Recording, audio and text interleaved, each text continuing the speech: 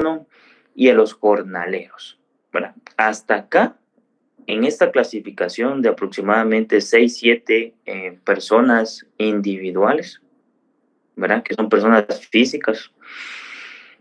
Tenemos la primera clasificación.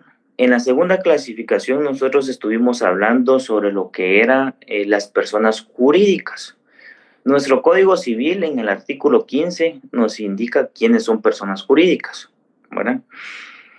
Estas personas jurídicas nosotros en el derecho agrario las logramos identificar como la empresa campesina o la empresa agraria, la empresa campesina asociativa, las cooperativas agrícolas y las sociedades agrarias. Estas 4 se identifican en el derecho agrario como personas jurídicas, es decir, las dividimos o las separamos de las personas individuales. En ese sentido es como hemos venido nosotros trabajando la clasificación de los sujetos del derecho agrario. El día de hoy vamos a continuar inmersos en el mismo propósito, los sujetos del derecho agrario, ¿verdad? Vamos a identificar algunos propósitos del derecho agrario. Uno de los propósitos principales del derecho agrario es poder identificar, ¿verdad?, cuáles son esas normas que van dirigidas precisamente a qué, a la masa trabajadora. Esa masa trabajadora que nosotros la vamos a ubicar dentro del ámbito de la tierra. Cuando hablo la tierra es el campo, el lugar donde se da la producción agraria. Esta masa trabajadora, que ya hicimos mención que pueden ser personas individuales o personas jurídicas, nosotros vamos a identificar que esta masa trabajadora se dedica precisamente a cultivar la tierra. Sin embargo, ¿verdad?, la tierra que ellos cultivan, lamentablemente, no la tienen, ¿verdad? Y es ahí como nosotros identificamos anteriormente, por ejemplo, en el campesino pobre, ¿verdad?, y en otras clasificaciones que lamentablemente esa masa trabajadora del derecho agrario no tiene la tierra, no le pertenece la tierra, ¿verdad? Y así nosotros lo vamos a ir identificando otros propósitos. Cuando nosotros identificamos el primer propósito, que es no todos los trabajadores agrícolas tienen tierra, pasamos al segundo punto. El derecho agrario es producto de las relaciones sociales. ¿Por qué de las relaciones sociales? Cuando nosotros hablamos de derecho agrario, vamos a tener, previo a hablar de derecho agrario, un legislador y vamos a tener un jurista, ¿verdad? ¿Quién es el legislador? Los diputados del Congreso de la República. ¿Quién puede ser un jurista? Un abogado y notario, ¿verdad?, que se dedica a asesorar a alguna empresa agrícola, alguna asociación agrícola. ¿Y cuál es el propósito de ese producto de las relaciones sociales? El propósito es poder identificar que no todas las actividades que aparentemente se realizan en el campo, ¿verdad?, pertenecen al derecho agrario, ¿verdad? No las podemos identificar nosotros como derecho agrario, aunque esas actividades se realicen, perdón que estoy un poquito afónico. Bueno, nuevamente regresamos a ese orden de ideas. No todas las actividades que nosotros podemos observar del campo son actividades agrarias, ¿verdad? En clases anteriores creo que ya les había mencionado esto. Y uno de los propósitos del derecho agrario es poder identificar cuáles son y cuáles no son las relaciones sociales que se dan en el derecho agrario. Y las que no se dan en el derecho agrario son la caza, la pesca, la minería y la simple recolección de frutos producidos espontáneamente en la tierra. Estas 4 actividades no son propias del derecho agrario. Usted puede ir, tomar su caña de pescar e ir al río, al primero que encuentre, pescar, regresa a su casa. Pero esa no es una actividad propia del derecho agrario. ¿Por qué no es propia del derecho agrario? Porque fue algo espontáneo que se produjo en la tierra. A diferencia sería que usted, ¿verdad? Compre un terreno, abra unas, ¿qué sería? Como una zanja, como que fuera una piscina, le coloque nylon y la llene de camarón. Entonces ahí usted ya estaría realizando una actividad propia del derecho agrario, porque se está dedicando a qué, a producir, ¿verdad? Más adelante vamos a ver esas 4 fases de la economía en el derecho agrario, ¿verdad? Acá solo estamos dando pues pinceladas entre la diferenciación de actividades agrarias y actividades no agrarias, ¿verdad? Esa sería la pesca, la caza también es otra de las actividades que no es propia del derecho agrario. La minería tampoco es propio del derecho agrario. Y la recolección de frutos, ¿verdad? Cualquier persona puede ir a recolectar frutos, ¿verdad? Yo, por ejemplo, en mi niñez, con mis amigos nos íbamos a los terrenos a buscar jocotes, mangos. ¿Era mi propiedad? No. Pero como todos lo hacían, también yo, ¿verdad? Iba en la misma línea, ¿verdad? ¿Qué sucede en ese caso?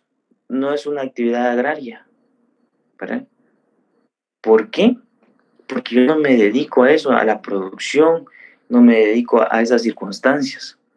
Entonces, es una actividad que no es propia del derecho agrario. Bueno, ¿cómo vamos hasta el momento con nuestras ideas? ¿Estamos bien? Sí, listo. Muy bien, perfecto. Y el licenciado Miguel hizo el favor de podernos compartir el link de asistencia, por favor, para los compañeros que acaban de ingresar, la asistencia. El tema, podríamos colocar los sujetos del derecho agrario, ¿verdad? Porque es de lo que estamos hablando aún, que es el capítulo número 3, ¿verdad?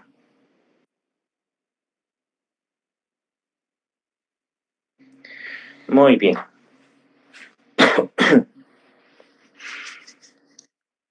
Entonces, en ese orden de ideas, nosotros nos vamos a direccionar a lo siguiente. Los trabajadores agrícolas, ¿verdad? Independientemente que sean personas individuales o personas jurídicas, su afán que es generar actividades agrícolas, ¿verdad? Por eso les estoy diciendo, nos direccionamos. Nuevamente, tomamos nuestro camino, ¿verdad? Actividades agrícolas. Y ya dejamos atrás esas 4 actividades que no son propias del derecho agrario. Entonces, los trabajadores agrícolas, en el afán de generar sus actividades agrícolas, ¿qué hacen? Generan un esfuerzo físico y un esfuerzo de energía humana, ¿verdad? Cuando hablamos de esfuerzo físico, porque la persona individual va a tomar un asadón, ¿verdad? Y va a realizar sus actividades agrícolas. Solo una pausa. Para los compañeros que escriben en el chat, el tema sería sujetos del derecho agrario.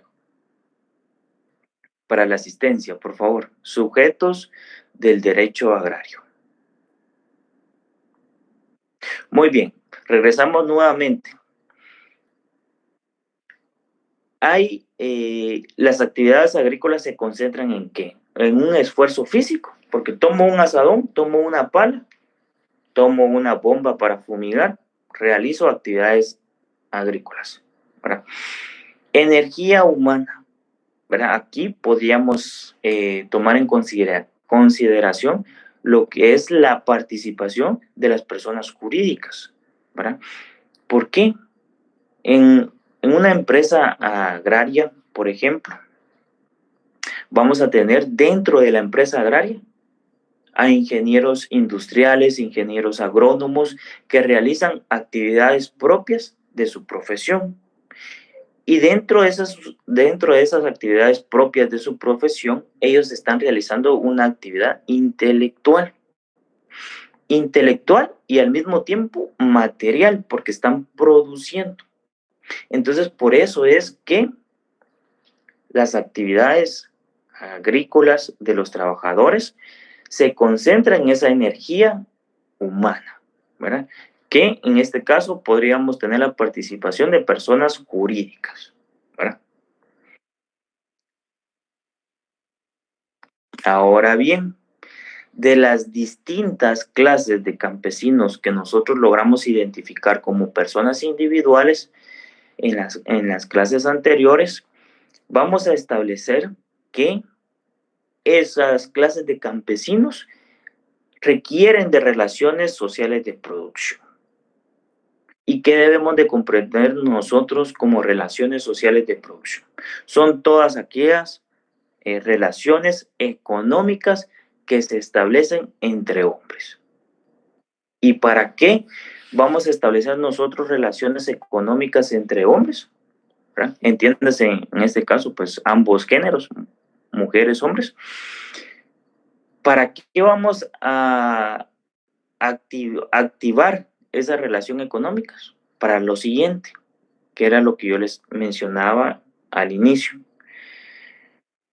Vamos a activar esas relaciones económicas para poder producir, para poder distribuir, para poder consumir y para poder intercambiar.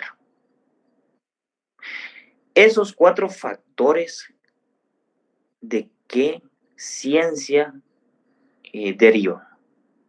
La producción, la distribución, el consumo y el cambio. ¿Cuál creen ustedes que es la ciencia que se relaciona con el derecho agrario para poder identificar estos 4 factores? Economía, Lick.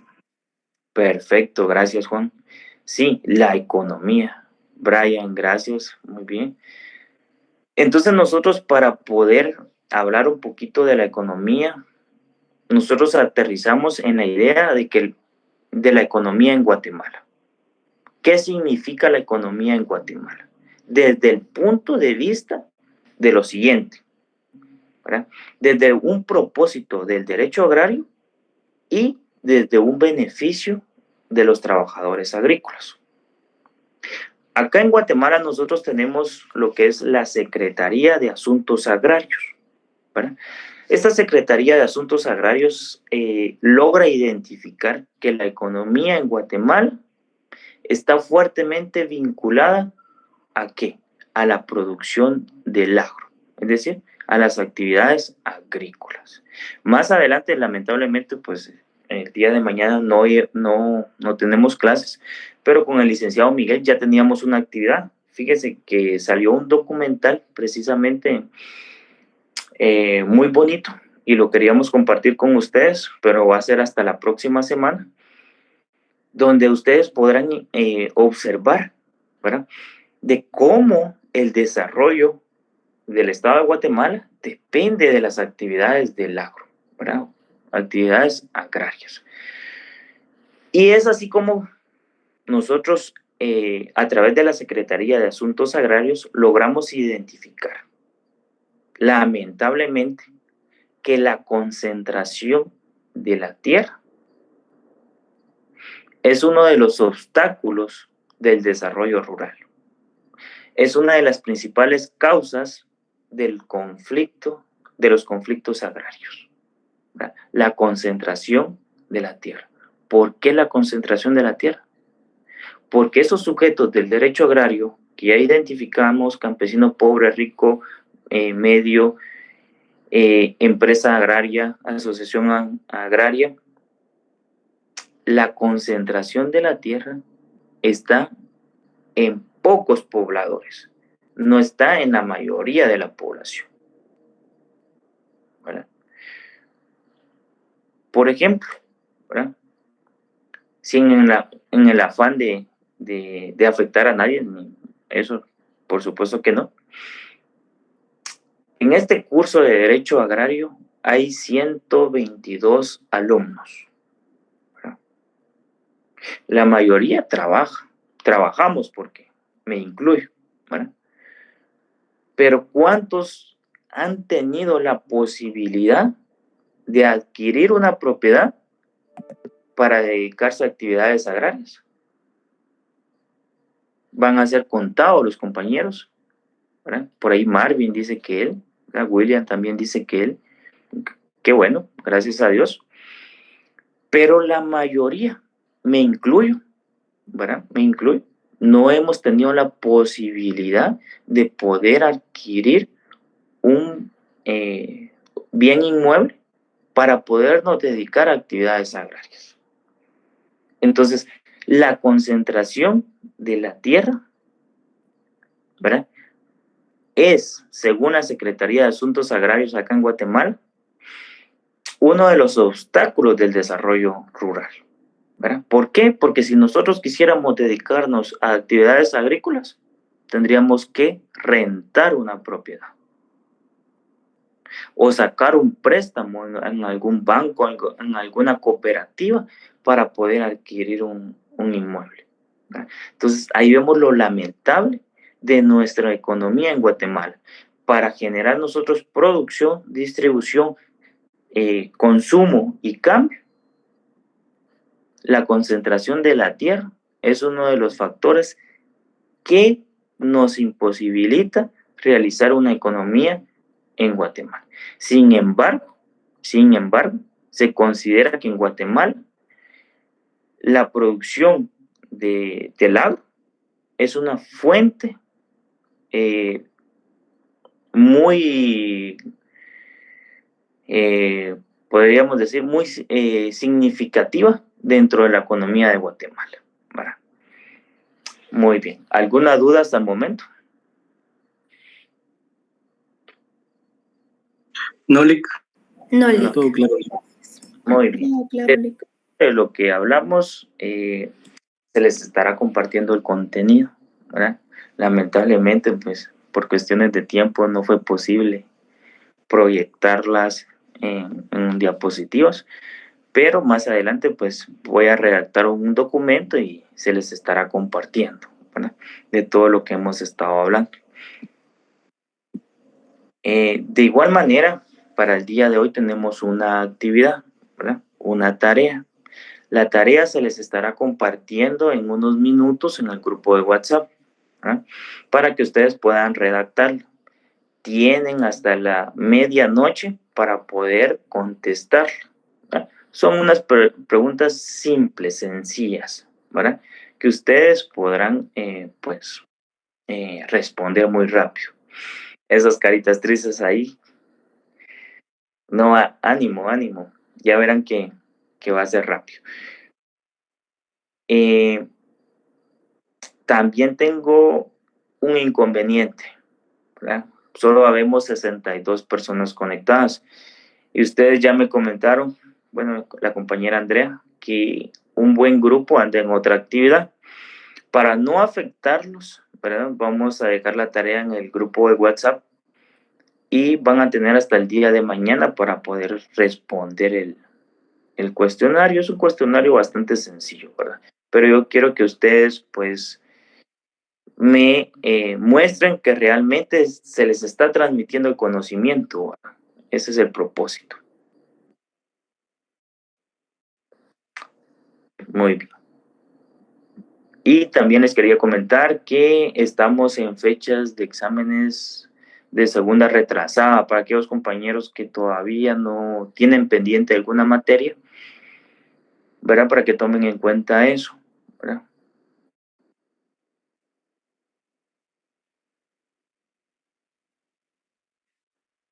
Y fecha de segundo parcial todavía no tenemos, ¿verdad? Entonces, tranquilos. Muy bien. Vamos a dejar la clase del día de hoy hasta acá. Pasen feliz noche, que descansen y que tengan un fin de semana reparador, ¿verdad? Bastante extenso, creo. Muchas gracias, Alex. Feliz noche. Feliz noche. Feliz noche, licenciado. Feliz noche, licenciado. Feliz noche, Lick. Feliz noche. Feliz noche, Lick. Feliz noche.